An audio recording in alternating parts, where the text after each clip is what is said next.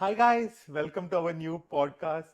എനിക്കൊന്നു ഞാൻ ആദ്യമായിട്ടാണ് പ്രിയനെ ഒരു ഇന്റർവ്യൂ അല്ലെങ്കിൽ ഒരു പോഡ്കാസ്റ്റ് പ്രിയനെ ഗസ്റ്റ് ആക്കി വിളിച്ച് ചെയ്യിപ്പിക്കുന്നത്. പിന്നെ എന്തൊരു ഡിമാൻഡ് ആയിരുന്നു അറിയോ വരാനായിട്ട്. പിന്നെ അതെ, എന്തൊരു കള്ളം നോക്കി. അതെ, വേറെ നിവർത്തിയില്ലായിരുന്നു. കാരണം ഞങ്ങൾ വേറെ കുറച്ച് പോഡ്കാസ്റ്റ് ഒക്കെ പ്ലാൻ ചെയ്തത്, പക്ഷെ ഞങ്ങൾക്ക് സമയമില്ലാത്തത് കൊണ്ടും പിന്നെ വേദൊന്നും കുറച്ച് വയ്യാതായതുകൊണ്ട് ഞങ്ങൾക്ക് അത് ചെയ്യാൻ പറ്റിയില്ല. അതുകൊണ്ട് ലാസ്റ്റ് കിട്ടിയ ആളെ പിടിച്ച് ഇരുത്തിയതാണ്. അല്ലാതെ ലാസ്റ്റ് എന്നെ ഒന്നും തന്നെ ഇല്ല എനിക്ക് കാര്യമായിട്ട് ചോദിക്കാം. ലാസ്റ്റ് എന്നെ തന്നെ കിട്ടി ഗസ്റ്റ് ആയിട്ട് അല്ലേ? വേറെ ആരും ഇല്ലായിരുന്നല്ലോ. അതെ. അപ്പൊ ഞാൻ തന്നെ വേണം. വിളിച്ചാ വിളിപ്പുറത്ത് വരും. അതാണ്. വിളിച്ചാ വെളിപ്പുറത്ത് വരുന്ന ദേവിയാണ്. ഓ, അപ്പൊ എനിക്കൊന്ന് ആക്ച്വലി ഇതൊരു റൈറ്റ് ടൈമുമായിട്ട് തോന്നി. കാരണം നമ്മുടെ ഫ്ലീ മാർക്കറ്റ് നടക്കാൻ പോവാണ്. എത്രാമത്തെയാന്ന് വല്ല ഐഡിയ ഉണ്ടോ? I have no idea. ഇങ്ങനെ നടത്തുന്നുണ്ട് ഒരു വർഷം 2 വെച്ച്. എന്തായാലും വേദു പ്രസവിച്ചതിന് ശേഷമാണല്ലോ, വേദുവിനെ പ്രസവിച്ചതിന് ശേഷമാണല്ലോ വച്ചിരിക്കുന്നത്. അപ്പൊ ഒരു വർഷം കൊണ്ട് ഒരു 2 വെച്ച് കാൽക്കുലേഷൻ ചെയ്താൽ ഫസ്റ്റ് ഇയർ ഒന്നും 2 ഇല്ലായിരുന്നു, ഒരെണ്ണം ഉണ്ടായിരുന്നുള്ളൂ. എനിക്ക് തോന്നുന്നു ഒരു 1 2 3 4 5 6 ഒരു 7 അല്ലെങ്കിൽ 8 ആയിരിക്കും. വ്ളോഗ്സ് എടുത്ത് നോക്കിയാൽ അറിയാം. അറിയാം, കറക്റ്റ്. എല്ലാ വ്ളോഗിലും പക്ഷെ ആദ്യത്തെ ഒന്നും നമ്മൾ വ്ളോഗ് ഉണ്ടായിരുന്നില്ല. ഉണ്ട്. ആണോ? ഫസ്റ്റ് വൺ തൊട്ട് വ്ളോഗ്. ആ റോട്ടറി ക്ലബിന്റെ ഇല്ല അന്ന് പക്ഷെ അന്ന് വ്ളോഗ് ഇല്ല. പിന്നെ നമ്മൾ എങ്ങനെയാ പബ്ലിസൈസ് ചെയ്തു?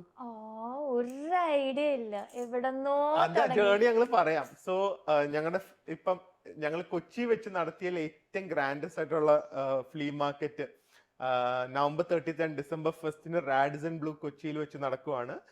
So it's on Saturday and Sunday രാവിലെ 11 തൊട്ട് 8 വരെ. So November 30th and December 1st. So ഞങ്ങളുടെ ഒരു പേഴ്സണൽ ഇൻവൈറ്റ് ആയിട്ട് കരുതി എല്ലാവരും അങ്ങോട്ട് വരാം. ക്ലോസ് ടു 65 വുമൺ ഓൺടർപ്രണേഴ്സ് കാണും. അതിൻ്റെ കൂടെ നമ്മുടെ ഓൺ ബ്രാൻഡായ ബാങ്കോക്ക് ഫാഷൻ കാണും. പിന്നെ ഞങ്ങൾ ചൈനയിൽ നിന്ന് കൊണ്ടുവന്ന ഓർണമെന്റ്സ്, ജ്വല്ലറീസ് കാണും. പിന്നെ obviously B food, lot of stuff. പിന്നെ സർപ്രൈസിംഗ്ലി കുറെ ഗിഫ്റ്റ്സ് ഉണ്ട്. നമ്മൾ ഒരു ക്രിസ്മസ് തീമും അങ്ങനത്തെ ഒക്കെ ഒരു സംഭവം ആയതുകൊണ്ട് പപ്പാനീനൊക്കെ ജെഫ്രനായിരിക്കും മിക്കവാറും. ഇതുവരെ പപ്പാനി ഞങ്ങൾക്ക് കിട്ടിയിട്ടില്ല. അത് കിട്ടിയാലും പ്രിയ സമ്മതിക്കില്ല. കാരണം പ്രിയ പറയും ആ പപ്പാനിയുടെ ലുക്ക് ജെഫ്രന് മാത്രം. ഓക്കെ, സോ എല്ലാരും വരും. It's going to be lot of fun. പിന്നെ നമ്മൾ ലക്കി ഡ്രോ ഒക്കെ പ്ലാൻ ചെയ്യുന്നുണ്ട് നമ്മുടെ ഷോപ്പിലും ഈ ഫ്ലീ മാർക്കറ്റിലൊക്കെ വെച്ച്. അതിന്റെ ഡീറ്റെയിൽസ് പിന്നെ പറയാം. വേദുവിന്റെ ബർത്ത്ഡേ ആണ് November 30th. സോ അതും അവിടെ വെച്ച് സെലിബ്രേറ്റ് ചെയ്യുന്നതായിരിക്കും. So it's going to be grand. അത്രേ നമുക്ക് പറയാൻ പറ്റുള്ളൂ. സോ എനിക്ക് അപ്പൊ I just want to reflect on the journey. കാരണം നമ്മൾ ഒട്ടും എക്സ്പെക്ട് ചെയ്തതല്ല ഇന്ന് എവിടെയാണോ നമ്മളുള്ളത്. At least forget about the vlogging wise ഈ ഒരു ഫ്ലീ മാർക്കറ്റ് എന്നുള്ള രീതിയിൽ. First of all flea market എന്ന് പറയുന്നത് സെക്കൻഡ് ഹാൻഡ് ഗുഡ്സ് ഒന്നും ഇല്ല കേട്ടാ. ഞാൻ അന്ന് കിട്ടി.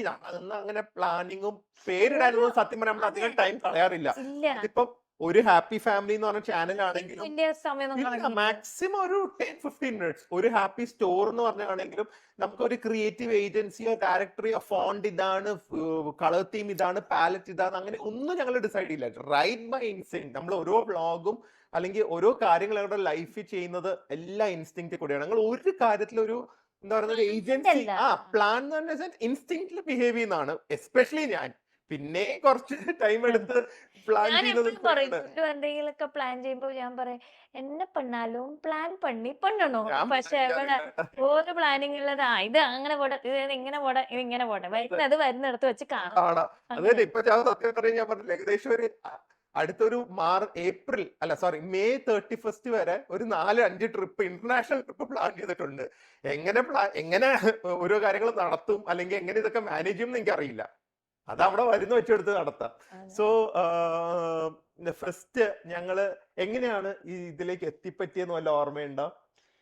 പണ്ടത്തെ എന്റെ കഷ്ടപ്പെട്ട ഒരു ജേർണി. കഷ്ടപ്പാട് നമുക്ക് ലൈഫിൽ വരുമ്പോ ആരായാലും മറക്കില്ലല്ലോ. സോ എനിക്ക് ഓർമ്മയില്ല എന്നൊന്നും ഞാൻ പറയില്ല. എന്താ വെച്ചാ വേദുവിനെ പ്രസവിക്കുന്ന സമയത്ത് വേദുവിനെ പ്രഗ്നന്റ് ആയിരിക്കുന്ന സമയത്ത് ഞാൻ അഭിനയിക്കാനൊന്നും പോകണ്ടായിരുന്നില്ലല്ലോ. അതെ, പക്ഷെ അതിന് ഫ്ലീ മാർക്കറ്റ് തുടങ്ങിയ കാര്യം ഞാൻ പറഞ്ഞത്. ഇത് പ്രസവിച്ചതിന് ശേഷം ഫ്ലീ മാർക്കറ്റ് തുടങ്ങിയത്. ഫസ്റ്റ് വണ്ണോ? സോറി. ഓക്കെ. സോ വേദുവിനെ പ്രഗ്നന്റ് ആയിരിക്കുന്ന സമയത്തും ഞാൻ വർക്കിംഗ് ഒന്നും ആയിരുന്നില്ല. സീരിയലോ അങ്ങനെയൊന്നും ചെയ്യുന്നുണ്ടായിരുന്നില്ല പ്രഗ്നന്റ് ആയതുകൊണ്ട്. ഈവൻ വേദുവിനെ പ്രസവിച്ചതിന് ശേഷം വേദുവിന് 6 മാസം ഉള്ളപ്പോഴാണ് ഞങ്ങൾ ഫുള്ളായിട്ട് ഒരു ഫാമിലി ട്രിപ്പ് പ്ലാൻ ചെയ്തത് ഓർമ്മയുണ്ടോ? ആ. തായ്ലൻഡിലേക്ക്. തായ്ലൻഡിലേക്ക് ഫസ്റ്റ് ടൈം അല്ല, ആ. പക്ഷെ എല്ലാരും കൂടെ ഒരുമിച്ച് പോകുന്നത് ഫസ്റ്റ് ഒരുമിച്ച്. ടൈമാ. അന്ന് പോയത് ഫസ്റ്റ് ടൈം അല്ല. അന്ന് നമ്മള് നമ്മുടെ ഹണിമൂൺ തായ്ലൻഡിലായിരുന്നെങ്കിലും ഇത് സെക്കൻഡ് ടൈം ആണെന്ന് തോന്നുന്നു നമ്മൾ നമ്മള് അന്ന് എനിക്കൊന്ന് 2012 കാണുന്ന നമ്മള് പോയി. പിന്നെ നമ്മള് പോകുന്ന 2020 അല്ല സോറി 18 ബിക്കോസ് നമുക്കപ്പോ 18 അല്ല 19 വേദുന് 6 മാസം കണ്ടായിട്ടല്ലേ. 6 മാസം അന്ന് ബ്ലോഗിംഗ് ഒന്നുമില്ല. ബ്ലോഗിംഗ് ഒന്നും ഉണ്ടായിരുന്നില്ല. അപ്പോ അതുകൊണ്ട് നമ്മൾ അധികം യാത്രയും ഉണ്ടായിരുന്നില്ല അല്ലേ? ഒന്നുമില്ല, ഇങ്ങനെ മേ ബി തായ്ലൻഡിലേക്ക്. തായ്ലൻഡും നമ്മൾ എബ്രോഡ് ആക്ച്വലി 2018 മുമ്പ് ടർക്കി പോയി. ടർക്കിയിൽ ഒരു തവണ പോയിട്ടുണ്ട്, ഒരു തവണ മലേഷ്യ പോയി, ഒരു തവണ തായ്ലൻഡ് പോയി. ഇത്രയും ഞങ്ങളുടെ ഈ ഒരു പോയി. കൊറിയയിലും പോയിട്ടുണ്ട്. 4 ടൈംസ് നമ്മൾ എബ്രോഡ് ട്രാവൽ travel ചെയ്തു. അന്ന് ചെയ്തിട്ടുള്ളൂ. അതായത് ഇത്രയും വർഷത്തില്. അതിൽ നമ്മൾ കൊറിയയിലും ഫാമിലി ആയിട്ട് ഇന്ദ്രേട്ടനും ചേച്ചിയും പിള്ളേരൊക്കെ ആയിട്ട് പോയി. അത് പിന്നെ വേദു ഉണ്ടായതിനു ശേഷം തായ്ലൻഡിലും പോയി. ഓക്കെ. അപ്പോൾ ആ സമയത്ത് ഇതിന്റെ ബാങ്കോക്ക് ഫാഷൻ മെയിൻ ആയിട്ട് തുടങ്ങാനുള്ള റീസൺ എൻ്റെ അച്ഛനും അമ്മയാണ്. സോ ആ സമയത്ത് ഡാഡിയും മമ്മി ഇങ്ങനെ പറഞ്ഞു, നീ എന്തായാലും നിനക്ക് വേണ്ടി ഷോപ്പ് ചെയ്യും, അപ്പോൾ കുറച്ച് കൂൾ ഔട്ട്ഫിറ്റ്സ് നീ ഷോപ്പ് ചെയ്തിട്ട് നമുക്ക് ഇവിടെ വന്നിട്ട് ഒരു എക്സിബിഷൻ നടത്തിയാൽ എന്താ. അങ്ങനെയാണ് പ്ലാൻ ചെയ്തത്. എനിക്ക് ഒരു ഐഡിയ ഇല്ലായിരുന്നു ഇത് ഇങ്ങനെയൊക്കെ ഇത്രയും ആകുമെന്നും എന്താ പറയുക സക്സസ് ആവുമെന്നും ഒന്നുമില്ല. അപ്പോൾ ഞാൻ ഓക്കെ, മമ്മി ഡാഡി ആണെങ്കിൽ പുഷ് ചെയ്തുകൊണ്ടിരിക്കുക, എന്തെങ്കിലും ചെയ്യുമെന്ന് പറഞ്ഞിട്ട്.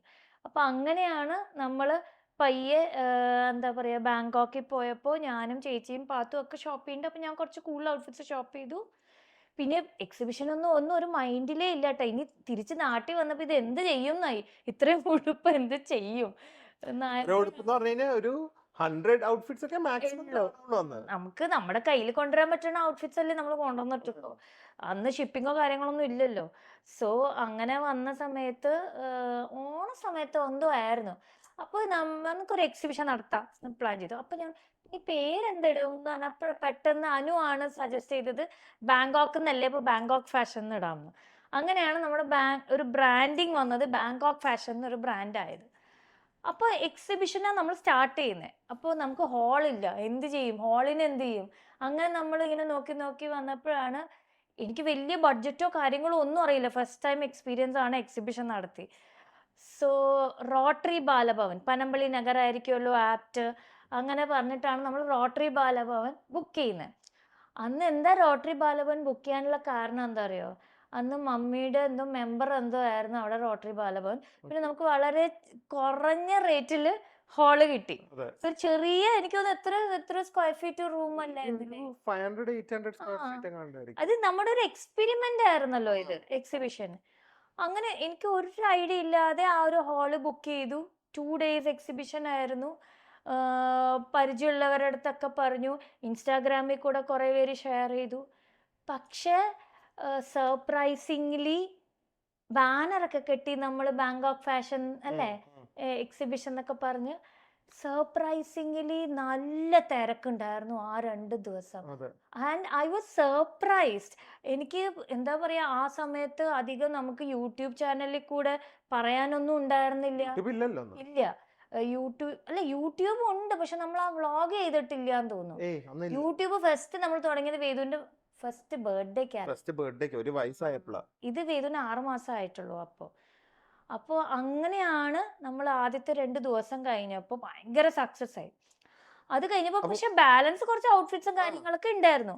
അപ്പോൾ ഞാൻ വെച്ചാൽ ദൈവം ഇനി ഇത് ഞാൻ എന്ത് ചെയ്യും എന്നിങ്ങനെ ആലോചിച്ചുകൊണ്ടിരിക്കുമ്പോഴാണ് ചേച്ചി പറഞ്ഞത്, നീ ഒരു കാര്യം ചെയ്യ്, എന്തായാലും നീ ഇപ്പോൾ ഉടനെ ബാങ്കോക്കിലൊന്നും പോകുന്നില്ല, അപ്പോൾ നീ ഇൻസ്റ്റാഗ്രാമിൽ ഒരു പേജ് സ്റ്റാർട്ട് ചെയ്യും, ബാങ്കോക്ക് ഫാഷൻ ബുട്ടീക്ക് എന്ന് പറഞ്ഞ ഒരു പേജ് സ്റ്റാർട്ട് ചെയ്യും. അപ്പോൾ എന്നിട്ട് നീ ഓരോന്ന് ഔട്ട്ഫിറ്റിൻ്റെ ഫോട്ടോ എടുത്ത് പോസ്റ്റ് ചെയ്യുക. അപ്പോൾ ചോദിച്ചാൽ ശരിയാണല്ലോ, നല്ല ഐഡിയ ആണല്ലോ, നമുക്ക് അങ്ങനെ ചെയ്യാം എന്ന് പറഞ്ഞിട്ട് അങ്ങനെയാണ് ഞാൻ Bangkok fashion boutique Instagram page start ചെയ്യുന്നത്. ആൻഡ് ഫ്രം ദ ബിഗിനിങ് ഞാൻ ആദ്യം എനിക്ക് എന്ത് ചെയ്യണം എന്നറിയില്ല, ഫോട്ടോ എടുക്കണം എന്നറിയില്ല, എങ്ങനെ എടുക്കണം എന്നറിയില്ല, ഒന്നും എനിക്കറിയില്ല. എനിക്ക് ജസ്റ്റ് ഹാങ്ങറിൽ ഡ്രസ്സ് ഇട്ട് ഹാങ് ചെയ്ത് ഫോട്ടോ എടുത്ത് പോസ്റ്റ് ചെയ്യണം, അതിൻ്റെ മെഷർമെൻ്റ് ഒക്കെ എഴുതി പോസ്റ്റ് ചെയ്യണം, അത്ര മാത്രമേ എനിക്കറിയുള്ളൂ. സ്റ്റാഫില്ല, ഒന്നുമില്ല, ഫോട്ടോഗ്രാഫർ ഇല്ല, ഒന്നുമില്ല, എല്ലാം ഞാൻ തന്നെ ചെയ്യണം.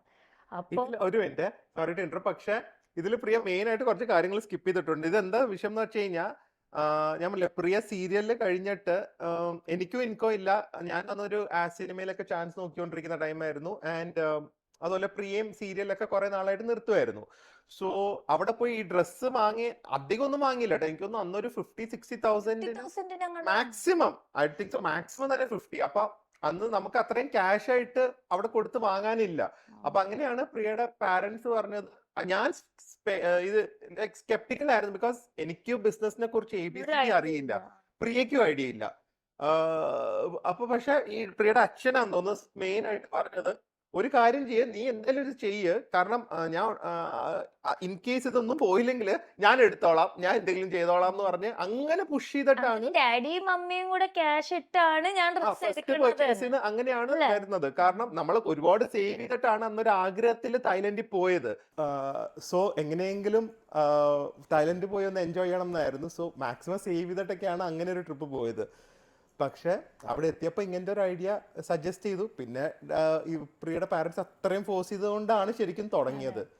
അപ്പൊ അങ്ങനെ അവിടുന്ന് തുടങ്ങി വാങ്ങിക്കൊണ്ട് വന്നു, എക്സിബിഷനൊക്കെ നടത്തി. പിന്നെ ഇതുമാതിരി ഫോട്ടോസ് ഞാനിങ്ങനെ വീട്ടിലിരുന്ന് ഓരോന്ന് ഫോട്ടോസ് എടുത്ത് അത് അപ്ലോഡ് ചെയ്ത്, എന്നിട്ട് അത് ഓർഡർ കിട്ടി, അത് പാക്ക് ചെയ്ത്, അങ്ങനെയാണ് എല്ലാം ഒറ്റയ്ക്ക്, ഒരു സ്റ്റാഫില്ലാതെ ഞാൻ തന്നെയാണ് ചെയ്തത്. പക്ഷെ ഞാൻ ആലോചിക്കുന്ന അപ്പം തന്നെ അങ്ങനെ ഒരു ദിവസം കുറേ ഓർഡേഴ്സ് കിട്ടുമായിരുന്നു കേട്ടോ. എനിക്ക് ഓർഡേഴ്സ് കിട്ടി പേജ് ഭയങ്കരമായിട്ട് റീച്ച് വന്നു, 30K സബ്സ്ക്രൈബേഴ്സ് ഒക്കെ വന്നു. പിന്നെ അപ്പൊ പയ്യാണ് നമ്മുടെ വീടിന്റെ മുകളില്, അത് സെക്കൻഡ് എക്സിബിഷൻ ആണെന്ന് തോന്നുന്നു. സെക്കൻഡ് അല്ല, എനിക്കൊന്ന് തേർഡ് എക്സിബിഷൻ തൊട്ടാണ് നിങ്ങളുടെ വീടിന്റെ മുകളിലായെന്ന് തോന്നുന്നു. അല്ല, നമ്മുടെ ഓഫീസ് മേളത്തെ എന്റെ വീടിന്റെ മുകളിലായിരുന്നു ബാങ്കോക്ക് ഫാഷന്റെ ഓഫീസ് നമ്മൾ ചെയ്തത്. പിന്നെ പയ്യൊരു ഓഫീസാക്കി, പിന്നെ കുറച്ചും കൂടെ ഫോട്ടോസ് എടുക്കാൻ കുറച്ചും കൂടെ സ്ഥലവും സ്പേസും സ്റ്റഫ് ചെയ്യാനും സാധനങ്ങൾ സ്റ്റഫ് ചെയ്യാനൊക്കെ ഒരു ഓഫീസാക്കി. ഇല്ലെങ്കിൽ മെയിൻ ആയിട്ട് ഒരു കാര്യം പോയിന്റ് ഔട്ട് ചെയ്യാനുള്ളത്, ബിസിനസ് ആസ് എ ബിസിനസ് ആയിട്ട് നോക്കിക്കഴിഞ്ഞാൽ അന്നത്തെ കാലത്ത് ഒട്ടും പ്രോഫിറ്റബിൾ അല്ലായിരുന്നു. കാരണം ഞങ്ങൾ ഈ ട്രിപ്പിന് പോകുന്നത് കൊണ്ടും ഇത്രയും ആൾക്കാരൊക്കെ ആയിട്ട് ഒരുമിച്ച് പോകുന്നത് കൊണ്ട് നമ്മൾ ഇത്രയും സാധനങ്ങൾ കൊണ്ടുവരാൻ പറ്റുന്നത് കൊണ്ട് മാത്രമാണ്. അല്ലാതെ ഒരു ബിസിനസ് ആയിട്ട് നോക്കുമ്പോൾ എന്താ, നമ്മൾ ഇവിടുന്ന് പോകുന്ന കോസ്റ്റും അതുപോലെ തന്നെ അവിടുത്തെ സ്റ്റേയും ഫ്ലൈറ്റ് ടിക്കറ്റും എല്ലാം കൂടെ നോക്കിക്കഴിഞ്ഞു കഴിഞ്ഞാൽ ഇത് ഭയങ്കര ലോസ് ഉള്ള ഒരു ബിസിനസ്സാണ്. പക്ഷെ നമ്മൾ അത് നോക്കാതെ ലെറ്റ്സ് ട്രൈ സംതിങ് എന്നുള്ള രീതിയിൽ ഫസ്റ്റ് ഏത് ബിസിനസ് ആണെങ്കിലും ലോസിലായിരിക്കുമല്ലോ. സോ ഞങ്ങൾക്ക് അതൊരു എക്സ്പാൻഡ് ചെയ്യാൻ ഒന്നും പ്ലാൻ ഇല്ലായിരുന്നു. It was just an experiment. പക്ഷെ തുടക്കത്തിൽ ഒരു ബിസിനസ് വൈസ് നോക്കിക്കഴിഞ്ഞ് കഴിഞ്ഞാൽ as a business plan wise അത് ഭയങ്കര ഒരു ലോസ് മേക്കിംഗ് ബിസിനസ് തന്നെയായിരുന്നു. കാരണം ഒരിക്കലും യു കനോട്ട് മേക്ക് പ്രോഫിറ്റ് ഇത്രയും പൈസ കൊടുത്ത് അവിടെ പോയി വിസ എന്ന് പറഞ്ഞു കഴിഞ്ഞാൽ തന്നെ ഈ 3 പേര്, ഇപ്പൊ ഞാനും പ്രിയം ഏതും പോയി കഴിഞ്ഞാൽ തന്നെ അന്നത്തെ കാലത്ത് ഒരു 18,000 റുപ്പീസ് എങ്ങാണ്ടാണ് വിസ തന്നെ. സോ പിന്നെ ഡാഡി മമ്മി എല്ലാവരും കൂടെ വന്നു, എല്ലാവരുടെയും ഫ്ലൈറ്റ് ടിക്കറ്റ്സ്, സ്റ്റേ. അപ്പോൾ ഒരിക്കലും അതൊരു പെർഫെക്റ്റ് ബിസിനസ് മോഡൽ അല്ലായിരുന്നു. പക്ഷെ വേറൊരു കാര്യമുണ്ട്, ഞാനിപ്പോൾ ആലോചിക്കുന്നത്, ആ സമയത്ത് സപ്പോർട്ട് ചെയ്യാൻ ദില്ലു ഉണ്ടായിരുന്നു മെയിനായിട്ട്. ദില്ലുവും എൻ്റെ അച്ഛനും അമ്മയും മാത്രമേ ഉണ്ടായിരുന്നുള്ളൂ എൻ്റെ ബാക്കിൽ ഒരു ബാക്ക് ബോൺ എന്ന സപ്പോർട്ട് എന്ന രീതിയിൽ. അവർ അന്ന് അത് വേണ്ട മോളെ, നമുക്കിവിടെ നിർത്തി വെച്ച് പോകാം എന്ന് പറഞ്ഞിരുന്നെങ്കിൽ ഇത് ഈ ഓച്ച ഫ്ലീ മാർക്കറ്റും വരൂലായിരുന്നു, ഒരു ഹാപ്പി സ്റ്റോറും വരൂലായിരുന്നു എന്നാണ് എനിക്കൊന്ന് നമ്മുടെ ഒരു മെയിൻ ദൈവം അനുഗ്രഹിച്ചും എല്ലാം ഇങ്ങനെ നമ്മുടെ സബ്സ്ക്രൈബേഴ്സിന് എല്ലാവരും ഒരു ബ്ലെസ്സിങ് കൊണ്ട് നമ്മുടെ എല്ലാം ബിസിനസ്സും ഇന്റർലിങ്ക്ഡ് ആണ്. ഇതിപ്പോൾ ടു ബി ഓണസ്റ്റ്, ഈ കുറേ വർഷം ഈവൻ നമ്മുടെ ഒരു ലാർജ് സ്കെയിൽ എക്സിബിഷന് പോകുന്നതിന് മുമ്പായിട്ട് ഒരു 3, 4, 5, 6 എക്സിബിഷനോളം നമ്മൾ സാധാരണ രീതിയിൽ നടത്തിയിട്ടുണ്ട്. ഇതെല്ലാം നമ്മുടെ വ്ളോഗിങ് ഉള്ളതുകൊണ്ടാണ് ബാങ്കോക്കിൽ പോയി ആ വ്ളോഗിങ്ങിൽ കൂടെ അവിടെ സ്പെൻഡ് ആവുന്ന പൈസ നമ്മൾ ഉണ്ടാക്കും. എന്നിട്ട് നമ്മൾ ബാങ്കോക്ക് ഫാഷന് അറ്റ്ലീസ്റ്റ് പ്രിയയ്ക്ക് ഒരു പ്രോഫിറ്റ് ഉണ്ടാക്കാനുള്ള ഒരു രീതിയായിരുന്നു.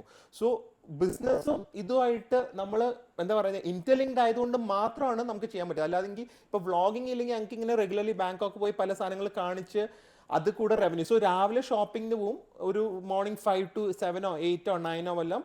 അത് കഴിഞ്ഞിട്ട് നേരെ ഒന്ന് റൂമിൽ വന്ന് 2 മണിക്കൂർ ഉറങ്ങിയിട്ട് ഞങ്ങൾ വ്ളോഗിങ്ങിന് ഇറങ്ങും. കാരണം വ്ളോഗിങ് ഉണ്ടെങ്കിലേ നമുക്ക് ഇത് സർവൈവ് ചെയ്യാൻ പറ്റുള്ളൂ. അതായിരുന്നു നമ്മുടെ ഒരു കോസ്റ്റ്. കാരണം ഇതിൽ നിന്ന് കിട്ടുന്ന കോസ്റ്റ് വെച്ച് നമുക്ക് എല്ലാം കൂടെ ഒരിക്കലും നടത്തിക്കൊണ്ട് പോകാൻ പറ്റില്ലായിരുന്നു, especially in that time. So അതേ പറഞ്ഞത് നമ്മുടെ എല്ലാം ഇന്റർലിങ്ക്ഡ് ആണ്. അങ്ങനത്തെ ഒരു എന്താ പറയുക വ്ളോഗിങ് കൂടെ കിട്ടിയ ഐശ്വര്യം അങ്ങനെ എല്ലാത്തിലും സ്പ്രെഡ് ആയെന്നാണ് എനിക്ക് പേഴ്സണലി പറയാനുള്ളത്. അതെ, പിന്നെ എനിക്ക് പറയാനുള്ളത്, ആ റോട്ടറി ബാലഭവനിൽ എനിക്ക് തോന്നുന്നു ഒരു ആദ്യത്തെ 2-3 എക്സിബിഷൻ നടത്തി. അത് കഴിഞ്ഞിട്ട് പിന്നെ കുറച്ചും കൂടെ സ്പേസ് വേണം തോന്നിയപ്പോൾ എൻ്റെ വീട്ടിൽ തന്നെ മോളിൽ ഡാൻസ് ക്ലാസ്സിൽ അത് കുറച്ചും കൂടെ സ്പേസ് ഉണ്ട്. അവിടെ വെച്ച് എന്തുകൊണ്ട് നടത്തിക്കൂടാന്ന് പറഞ്ഞാൽ അവിടെ വെച്ച് നടത്തി. നമുക്ക് പേടിയായിരുന്നു, കാരണം ഭയങ്കര ഉള്ളിലേക്കായിരുന്നു. അതെ, ആൾക്കാർ എങ്ങനെ എത്തിപ്പെടും, വരുവോ ഇല്ലയോ.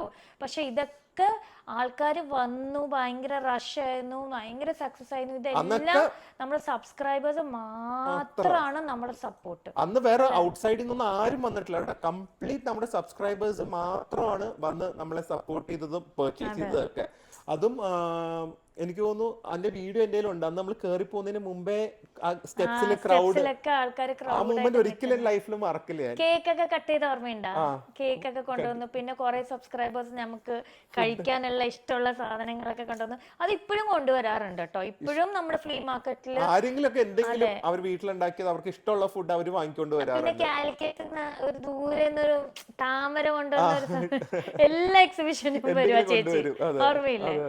അപ്പൊ അങ്ങനെ കുറച്ച് നമ്മുടെ കുറച്ച് ക്ലോസ് ആയിട്ടുള്ള കുറച്ച് സബ്സ്ക്രൈബേഴ്സ് ഉണ്ട്, സ്ഥിരം എക്സിബിഷന് വരുന്നവര്. അവര് നമ്മള് വരുന്നതേ നമ്മളെ കാണാനാ എക്സിബിഷന്, അല്ലേ? ഇത്രയും ദൂരേന്ന്.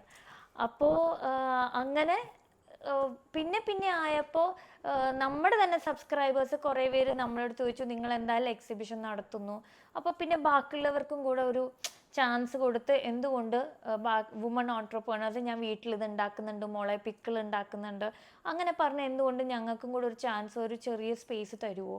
അങ്ങനെ പറഞ്ഞപ്പോഴാണ് പിന്നീട് നമ്മുടെ ഓച്ച ഫ്ലീ മാർക്കറ്റ് എന്ന് പറഞ്ഞ ഒരു സംഭവം നമ്മൾ ആരംഭിച്ചത്, അല്ലേ? അതെ, അങ്ങനെയാണ്. അത് ആക്ച്വലി ഞാൻ സജസ്റ്റ് ചെയ്തേട്ടെ. ഞാൻ പിന്നെ പറഞ്ഞു നമുക്ക് ഇങ്ങനെ ഒരു വുമൺ ഓൺട്രപ്രണേഴ്സിനെ സപ്പോർട്ട് ചെയ്ത് നമുക്ക് അതും അതെ.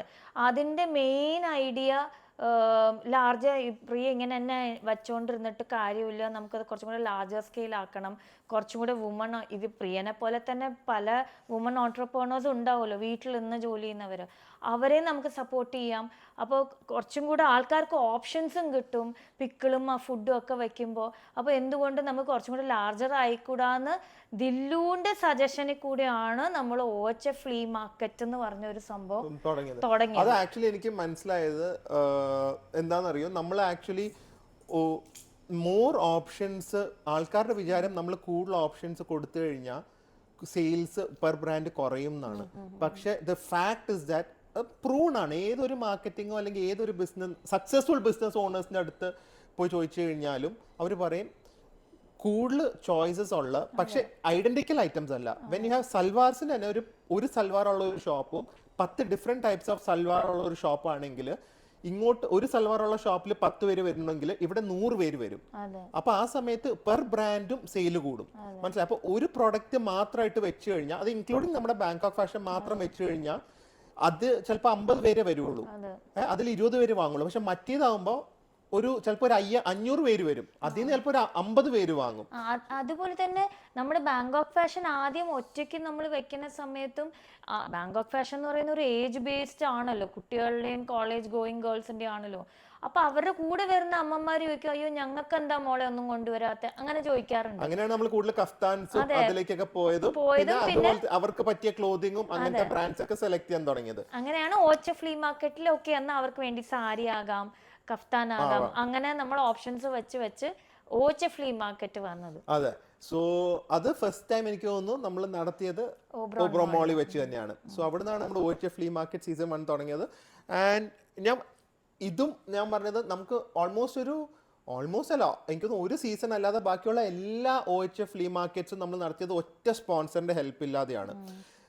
അതും ഞാൻ പറഞ്ഞില്ലേ, നമ്മളൊരു എല്ലാവരും കറക്റ്റ് ബിസിനസ് മോഡലും ഭയങ്കര ബിസിനസ് ആയിട്ട് നടത്തുന്ന സംഭവം അല്ല. കാരണം അങ്ങനെയാണെങ്കിൽ നമ്മൾ ഓടി നടന്ന സ്പോൺസേഴ്സിനെ പിടിച്ച് അങ്ങനത്തെ രീതിയിൽ പ്രൊമോട്ട് ചെയ്ത് അങ്ങനെയല്ല നമ്മൾ നടത്തിയത്. നമുക്ക് നമ്മളെ കൊണ്ടാവുന്ന രീതിയിൽ, പക്ഷെ നമുക്ക് കോംപ്രമൈസസ് പാടില്ല. കാരണം ഇപ്പൊ തന്നെ ഫോർ എക്സാമ്പിൾ നമ്മളോട് ഇപ്പോഴത്തെ ഒരു എക്സിബിഷന് ഇവർ ചോദിച്ചു, നമ്മൾ സ്പോൺസേഴ്സിന് ചോദിച്ചപ്പോൾ ഓൾമോസ്റ്റ് റെഡി ആയിരുന്നു. പക്ഷെ അവർക്ക് നമ്മുടെ കസ്റ്റമേഴ്സിന്റെ ഫോൺ നമ്പറും ഡീറ്റെയിൽസും വേണം. സോ ഇങ്ങനെ നമ്മളോട് ഇങ്ങനെ ചോദിച്ചു. സോ നമ്മൾ ഇതുവരെ നമ്മൾ അങ്ങനെ കസ്റ്റമേഴ്സ് ഡേറ്റ നമ്മൾ തന്നെ കളക്ട് ചെയ്തിട്ടില്ല, നമ്മുടെ ഷോപ്പിൽ പോലും നമ്മൾ അങ്ങനെ കളക്ട് ചെയ്യുന്നൊന്നുമില്ല. പിന്നെ അതൊരു ബ്രീച്ച് ഓഫ് ട്രസ്റ്റ് ആവുമല്ലോ. സോ എപ്പോഴും സ്പോൺസർഷിപ്പ് വരുമ്പോൾ കുറേ റൂൾസ് ആൻഡ് റെഗുലേഷൻസും അങ്ങനെയൊക്കെ വരും. ആൻഡ് നമുക്ക് അതിൽ നിന്നൊക്കെ ഫ്രീ ആയിട്ട് തന്നെ ഫംഗ്ഷൻ ചെയ്യണമായിരുന്നു, ഫ്രീഡം കിട്ടില്ല. സോ ഇതാകുമ്പോൾ നമ്മുടെ ഇഷ്ടത്തിന് നമ്മുടെ അഡ്ജസ്റ്റ്മെന്റ്സിന് എല്ലാം ചെയ്യാമല്ലോ. സോ ഇതുവരെ നമ്മൾ അങ്ങനെ സ്പോൺസർഷിപ്പ് ഇല്ലാതെയാണ് ചെയ്തത്. പക്ഷെ ഇത്തവണ നമ്മൾ ഏറ്റവും ഗ്രാൻഡ് ആയിട്ട് തന്നെയാണ് ചെയ്യാൻ പ്ലാൻ. സോ ഒബ്രോൺ മോളിൽ ആദ്യമേ നമുക്ക് നടത്തിയപ്പോൾ എനിക്ക് 30 ബ്രാൻഡ്സ് കണ്ടായിരുന്നു അല്ലേ? 32 മാക്സിമം. അത് ചെറിയ സ്പേസ് ആണല്ലോ. അതെ. അപ്പോൾ ഓബ്രോൺ മോൾ നമ്മൾ സെലക്ട് ചെയ്യാനുള്ള കാരണം എന്താണെന്ന് വെച്ചാൽ മോളാണ്, പിന്നെ മോളിൽ പാർക്കിംഗ് സ്പേസ് ഉണ്ട്, പിന്നെ മോളിൽ വരുന്നവരും ഇവിടെ റീച്ച് ഔട്ട് ചെയ്യും. അങ്ങനത്തെ ഒരു ഇതും കൂടെ വെച്ചിട്ടാണ് നമ്മൾ ഓബ്രോൺ മോൾ സെലക്ട് ചെയ്തത് ആദ്യം. ബിക്കോസ് സ്പേസ് നമുക്ക് ഒരു ലാർജർ സ്കെയിലിൽ ഒരു വലിയ എക്സിബിഷൻ നടത്താനൊന്നും നമ്മളെ മനസ്സിലപ്പോൾ ആ ഐഡിയ ഉണ്ടായിരുന്നില്ലല്ലോ. ഒരു എക്സ്പെരിമെൻ്റ് ആയിരുന്നല്ലോ ഇത്. നമുക്ക് തുടങ്ങി നോക്കാം, എങ്ങനെ വരും, ആൾക്കാർ എങ്ങനെ വരും, എങ്ങനെ അത് ആക്സെപ്റ്റ് ചെയ്യും എന്നൊക്കെ നോക്കിയിട്ട് നമുക്ക് ആ ഒരു എക്സ്പീരിയൻസിലാണ് നമ്മൾ ഓബ്രോൺ മോളിൽ സെലക്ട് ചെയ്തത്. അങ്ങനെ പിന്നെ കുറെ കാലം എനിക്കൊന്നു ഈ വർഷം വരെ നമ്മൾ എറണാകുളത്ത് ഓബ്രോൺ മോളിൽ തന്നെയാണ് എറണാകുളത്ത് നടത്തുമ്പോൾ അത് സത്യം പറഞ്ഞു കഴിഞ്ഞാൽ വേറൊന്നുമല്ല, നമുക്ക് ആ ഒരു ബഡ്ജറ്റില് വേറെ സ്ഥലം കിട്ടാത്തതുകൊണ്ടാണ് നമ്മൾ ഓബ്രോൺ മോൾ തന്നെ സ്റ്റിക്ക് ഓൺ ചെയ്തത്. പിന്നെ നമ്മൾ ഹാൾസും ബാക്കിയൊക്കെ നോക്കിയപ്പോൾ ഭയങ്കര ഔട്ട് ഓഫ് റീച്ച് ആയിരുന്നു. സാധാരണ എക്സിബിഷൻ നടക്കുന്നതൊക്കെ ഒരിക്കലും സ്പോൺസർഷിപ്പ് ഇല്ലാതെ അതൊന്നും നടത്താൻ പറ്റില്ല എന്ന് മനസ്സിലായി. പിന്നെ കാലിക്കറ്റിലേക്ക് പോയി. അപ്പൊ കാലിക്കറ്റിൽ വരാനുള്ള കാരണവും എന്താണ്? മെയിൻലി കാലിക്കറ്റ് എക്സിബിഷൻ വരാനുള്ള നമ്മുടെ സബ്സ്ക്രൈബേഴ്സ് തന്നെയാണ്. എന്താ എല്ലാത്തിനും കാരണം അവർ തന്നെയാണ്. അതെ, എന്താ കാര്യം എന്ന് വെച്ച് കഴിഞ്ഞാൽ ഈ നമ്മൾ ഓച്ച ഫ്ലീ മാർക്കറ്റ് എറണാകുളത്ത് നടത്തുമ്പോൾ ആദ്യം എറണാകുളത്ത് മാത്രമല്ലേ ഉണ്ടായിരുന്നുള്ളൂ. സോ കൂടുതലും നമ്മുടെ സബ്സ്ക്രൈബേഴ്സ് കാലിക്കറ്റിൽ നിന്ന് ട്രെയിൻ പിടിച്ച് കണ്ണൂർ, കാസർഗോഡ് നിന്നൊക്കെ വരുമായിരുന്നു. അപ്പോൾ എപ്പോൾ നമ്മൾ നടത്തിയാലും അവരാണ് നമ്മളുടെ ഒരു ഇൻസ്പിരേഷൻ. അവർ പറഞ്ഞ് എന്തുകൊണ്ട് നിങ്ങൾക്ക് കാലിക്കറ്റ് നടത്തിക്കൂടെ, ഒരു പ്രാവശ്യം കാലിക്കറ്റ് വാ അല്ലേ, ഞങ്ങളൊക്കെ വരാൻ സപ്പോർട്ട് ചെയ്യാന്ന് അങ്ങനെ വന്ന് പറഞ്ഞാണ് നമുക്കും ഓക്കെ എന്തുകൊണ്ട് നമുക്ക് കാലിക്കറ്റ് ഒന്ന് ട്രൈ ചെയ്തുകൂടാ. എല്ലാവരും റിസ്കിൻ്റെ മേലെയാണ്. അതിനും ഒരു ഫുൾ അപ്പോഴും എനിക്കൊരു മടിയായിരുന്നു, വേണോ, റിസ്ക് ആണോ, വരുമോ എന്നൊക്കെ ആയിരുന്നു. പക്ഷെ അതിനൊരു ഫുൾ ഫ്ലെഡ്ജ് നമ്മൾ നടത്തിയിരിക്കും എന്ന് പറഞ്ഞത് ദില്ലുവിന്റെ പ്ലാനിങ് ആയിരുന്നു കാലിക്കറ്റ് എക്സിബിഷനും. കാലിക്കറ്റ് ഫസ്റ്റ് ഓഫ് ഓൾ നമ്മൾ എന്തായാലും ഇത്ര ആയിത്തിരിഞ്ഞു തോന്നുന്നു. പിന്നെ കാലിക്കറ്റും ആ നോർത്ത് കേരള എന്ന് പറയുമ്പോൾ നമുക്ക് എനിക്ക് വേറൊരു ഫാക്ട് എന്താണെന്നറിയോ, ഞാൻ ഈ എക്സിബിഷൻ്റെ അടുപ്പിച്ച് നമ്മുടെ സ്റ്റാറ്റ്സ് എടുത്ത് നോക്കി. അപ്പോൾ ഇപ്പം സിറ്റി വൈസ് അറിയാൻ പറ്റും, ഈവൻ ഡിസ്ട്രിക്ട് വൈസ് അറിയാൻ പറ്റും സ്റ്റാറ്റ്സ്. നമുക്ക് ഒരു ഭൂരിപക്ഷം NRI വ്യൂവേഴ്സ് ആണ് ഉള്ളത് എന്ന് പറഞ്ഞു കഴിഞ്ഞാൽ. ഒബ്വിയസ്ലി ഇന്ത്യയാണ് ഏറ്റവും കൂടുതൽ, പക്ഷെ എന്നാലും ഒരു 60-40 സ്പ്ലിറ്റോളമാണ് NRIs. പക്ഷെ ഇന്ത്യയിൽ, കേരളത്തിൽ നമുക്ക് ഏറ്റവും കൂടുതൽ വ്യൂവർഷിപ്പ് വരുന്ന സ്റ്റേറ്റ് ട്രിവാൻഡ്രം. അത് കൺസിസ്റ്റന്റ്ലി, അല്ലാതെ ഒരു മാസം മാത്രം കേറി നിൽക്കും അങ്ങനെയല്ല. ഞാൻ ഭയങ്കര ഷോക്കായത്. എനിക്ക് ഷോക്കാണല്ലോ, ഞാൻ വിചാരിച്ചു കാലിക്കറ്റ് ആയിരിക്കും. അല്ല, എനിക്കൊന്ന് കാലിക്കറ്റിലെ ആൾക്കാരെ ചിലപ്പോൾ നമ്മളോട് കൂടുതൽ കമ്മ്യൂണിക്കേറ്റ് ചെയ്യുന്നത്. പക്ഷെ ട്രിവാൻഡ്രത്തെ ആൾക്കാരെ എനിക്കൊന്ന് ഇഷ്ടം മാതിരി ആൾക്കാർ കാണുന്നുണ്ട്. അപ്പൊ പിന്നെ അടുത്ത് നമുക്ക് ട്രിവാൻഡ്രത്തേക്ക് ആക്കാം. അപ്പൊ എനിക്ക് കാലിക്കറ്റ് എന്തായാലും നടത്തണം എന്നുണ്ടായിരുന്നു. ഫസ്റ്റ് ഓഫ് ഓൾ ഫുഡിന്റെ കേന്ദ്രമാണ് ഇത്. എന്തൊക്കെ പറഞ്ഞാലും എനിക്ക് പേഴ്സണലി തോന്നുന്നത് നോർത്ത് കേരളയിലെ ഫുഡാണ് കേരളത്തിലെ ബെസ്റ്റ്. ഞാൻ ഇത്തവണ അത് പറഞ്ഞിട്ട് ഞാൻ ഫുഡ് വ്ളോഗ് നമ്മൾ വേറൊരു കാര്യം കൂടെ എനിക്ക് പറയാനുള്ളത്, ഈ ടോപ്പിക്സ് ഓരോന്ന് ഓർത്തോർത്ത് പോകുമ്പോൾ ഡൈവേർട്ടായി പോവാണ്. നമ്മൾ ഒരിക്കലും ഒരു സ്റ്റോളിനെ റാൻഡമായിട്ട് നമ്മൾ ഇതുവരെ സെലക്ട് ചെയ്തിട്ടില്ല. റാൻഡമായിട്ട് നമ്മൾ അറ്റ്ലീസ്റ്റ് പേഴ്സണലി എല്ലാവരുടെയും ടേസ്റ്റും നമുക്ക് അറിയാൻ പറ്റില്ല. പക്ഷെ ഞങ്ങൾക്ക് പേഴ്സണലി സാറ്റിസ്ഫൈഡ് ആവാത്ത ഒരു പ്രൊഡക്റ്റും ഒരു സ്റ്റോൾസും നമ്മൾ ഇതുവരെ നമ്മളൊരു എക്സിബിഷന് എടുത്തിട്ടില്ല. നമ്മൾ അപ്പോൾ ആ സ്റ്റോൾ ഓണേഴ്സ് അല്ലെങ്കിൽ ബ്രാൻഡ് ഓണേഴ്സിന് ചിലപ്പോൾ കുറച്ച് ഒഫൻസ് പോകും. കാരണം ഞങ്ങൾ ഒരുപാട് എക്സിബിഷനിൽ പാർട്ടിസിപ്പേറ്റ് ചെയ്ത് നിങ്ങൾക്ക് മാത്രം ഇങ്ങനെ പേഴ്സണലി സാധനം കാണണം അല്ലെങ്കിൽ കൂടുതൽ ഡീറ്റെയിൽസ് അറിയണം എന്ന് പറയുന്നതെന്ന്. പക്ഷെ ഞങ്ങളുടെ സൈഡിൽ നിന്ന് എന്തൊക്കെയാണെങ്കിലും കസ്റ്റമേഴ്സിന് ഇഷ്ടപ്പെടുമോ ഇല്ലയോ എന്നതിനെ കാട്ടി കൂടുതൽ അറ്റ്ലീസ്റ്റ് ഒരു ബേസിക് ക്വാളിറ്റി ഉള്ള സാധനം ഒരു കമ്പാരിറ്റീവ്ലി അഫോർഡബിൾ റേറ്റ്സിൽ കൊടുക്കണം എന്ന് നമ്മുടെ ഒരു ഹാപ്പി സ്റ്റോറിൽ നിർബന്ധമാണ്. അതുപോലെ തന്നെ എക്സിബിഷന് നിർബന്ധമാണ്. സോ നമ്മൾ പേഴ്സണലി ഇപ്പം നമ്മൾ കാലിക്കറ്റിൽ അത്രയും ചെയ്തില്ലെങ്കിലും ഇൻസ്റ്റഗ്രാമും അതൊക്കെ നോക്കിയെങ്കിലും അതിന് മുമ്പ് എല്ലാ പ്രോഡക്ട്സും നമ്മൾ പേഴ്സണലി വെരിഫൈ ചെയ്തിട്ട് മാത്രമേ. ഇത്തവണ പോലും നമ്മുടെ എക്സിബിഷനുള്ള പ്രോഡക്ട്സ് ഞങ്ങൾ നേരത്തെ നമ്മുടെ കയ്യിൽ കിട്ടിയിട്ടുണ്ട്. അപ്പോൾ അതൊക്കെ നോക്കിയിട്ടാണ് നമ്മൾ പ്രോഡക്ട്സും ബ്രാൻഡ്സിനൊക്കെ സെലക്ട് ചെയ്യുന്നത്. ഫുഡ് എസ്പെഷ്യലി ഞാൻ പോയി ടേസ്റ്റ് ചെയ്യും. എനിക്കൊന്ന് വേറെ ഒരു എക്സിബിഷനിലും ഇന്ത്യയിലല്ലേ വേറെ എവിടെയും ചിലപ്പോൾ നടന്നു കാണില്ല, കേരളത്തിലല്ല, ഒരു എക്സിബിഷൻ നടത്തുന്ന ആൾക്കാർ പോയി ഫുഡ് ടേസ്റ്റ് ചെയ്ത് അവർക്കെങ്കിലും ഇഷ്ടപ്പെട്ടിട്ട് അത് കൊണ്ടുവരുന്നത് എനിക്കൊന്നും വേറെ ആരും കാണില്ല. സോ ഇത്തവണ ഞാനപ്പോൾ നമ്മുടെ കൊച്ചി എന്നുള്ള ഒരു കിഡിലൻ ഹോം ബേക്കർ ഉണ്ട്. She's qualified also, like baking പഠിച്ച കുട്ടിയാണ്. സോ ഞാൻ അപ്പം പോയി ടേസ്റ്റ് ചെയ്യുമ്പോൾ പറഞ്ഞു, എനിക്ക് പേഴ്സണലി കാലിക്കട്ടിലെ ഈ ഹോം ഷെഫ്സും കേറ്ററേഴ്സിന്റെ ഒക്കെ the serve with the heart എന്ന് എനിക്ക് തോന്നിയത്. എനിക്ക് ഭയങ്കര റിഫൈൻമെന്റും ഭയങ്കര സൊഫിസ്റ്റിക്കേറ്റഡ് പ്ലേറ്റിങ്ങും അങ്ങനത്തെ കഫേസോ റെസ്റ്റോറൻറ്റ്സ് ഒക്കെ ഇപ്പൊ ഉണ്ട്. പക്ഷെ പൊതുവെ വീട്ടിൽ പോയാലും ഹോട്ടൽസിൽ പോയാലും ആ ഒരു ഹാർട്ട് വെച്ച് ഒരു സ്നേഹം. അവിടെ ചേച്ചി എടുത്ത് നമ്മൾ കഴിക്കാൻ പോയപ്പോ എന്തോ ഞാൻ മറന്നുപോയി, ഒരു വേർഡ് പറഞ്ഞല്ലോ, അല്ല ഉക്കത്ത എന്തോ ഒരു അവരുടെ ലാംഗ്വേജിൽ ഒരു വേർഡ് പറഞ്ഞു, എന്താ അതായത് നമ്മള് മനസ്സ് നിറഞ്ഞു എന്നുള്ളത്. അതിന്റെ ഒരു കാലിക്കട്ട് മലബാറിൽ പ്രയോഗമുണ്ട്, അത് മറന്നുപോയി. രാഹത്തായോ എന്ന് ചോദിക്കായിരുന്നു. സോ അങ്ങനെയാണ് എനിക്ക് പേഴ്സണലി അവിടുത്തെ കേറ്ററിംഗിന്റെ ആൾക്കാരുടെ ഒക്കെ തോന്നിയത്.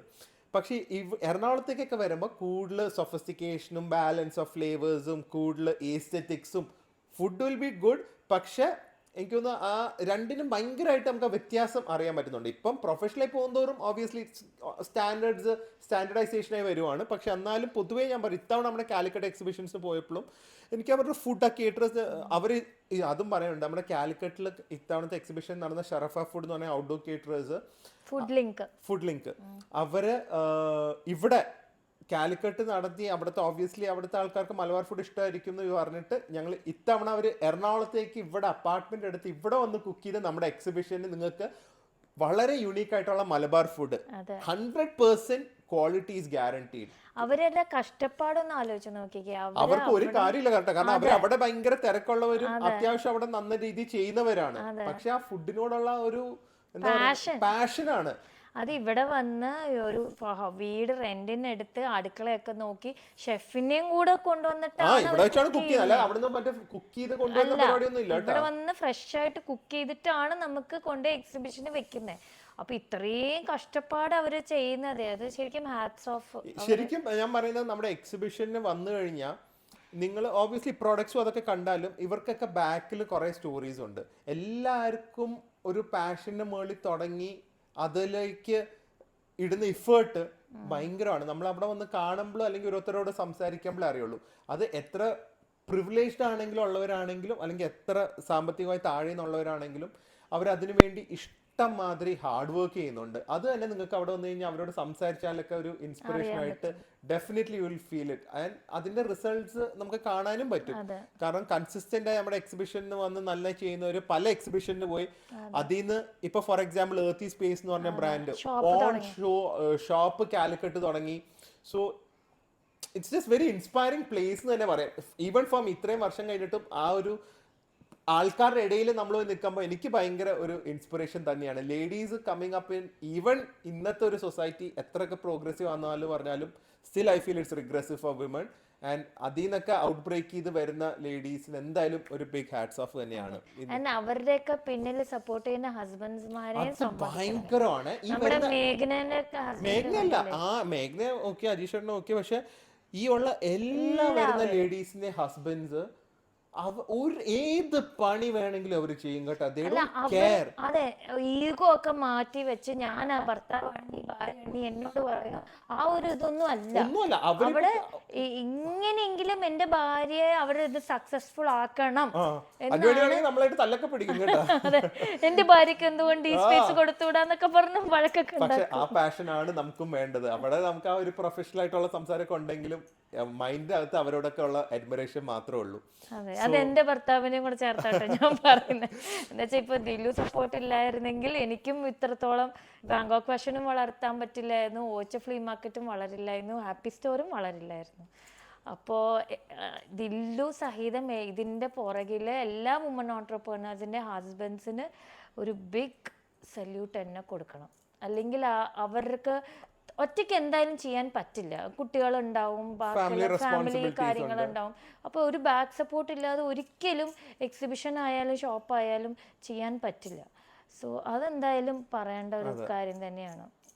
അപ്പൊ അങ്ങനെ നമ്മള് കാലിക്കറ്റിൽ പോയി. കാലിക്കറ്റിലാണ് നമ്മൾ ആദ്യമേ ലാർജ് സ്കെയിൽ ആയിട്ട് നടത്തിയത്. അപ്പോ ഈ കാലിക്കറ്റില് ലാർജ് സ്കെയിൽ ആയി നടത്തിയത് ഭയങ്കര സക്സസ്ഫുൾ ആയിരുന്നു.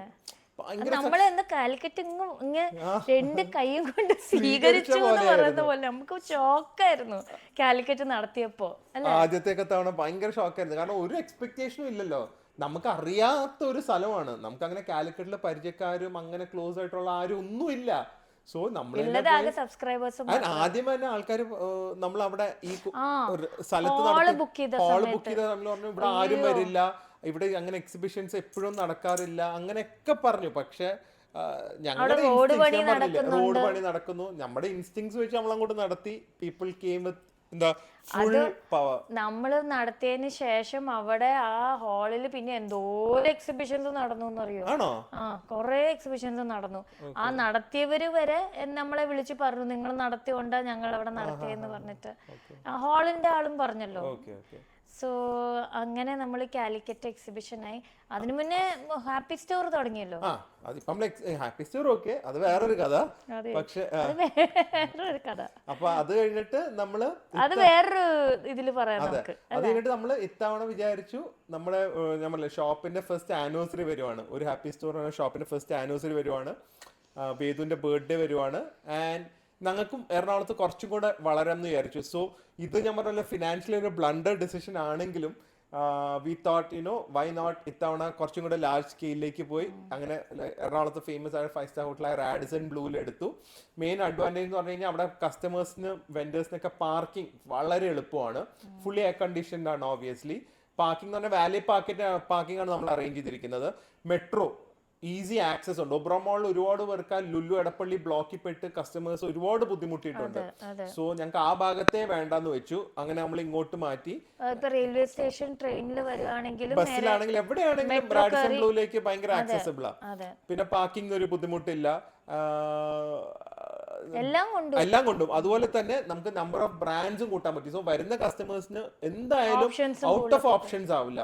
കാരണം അവര് ഇത്രയും ഇങ്ങനത്തെ ഒക്കെ എക്സിബിഷന് വരുമ്പോൾ എന്തെങ്കിലുമൊക്കെ പർച്ചേസ് ചെയ്യണം എന്ന് പറഞ്ഞ് മാത്രമായിരിക്കും അവർ വരുന്നത്. സോ അവർക്ക് അതിനുള്ള ഒരു ഓപ്ഷൻസ് പോലും കൊടുത്തില്ലെങ്കിൽ നമ്മുടെ സൈഡിൽ നിന്ന് ചെയ്യുന്ന ഒരു ഇൻജസ്റ്റിസ് ആയിരിക്കും.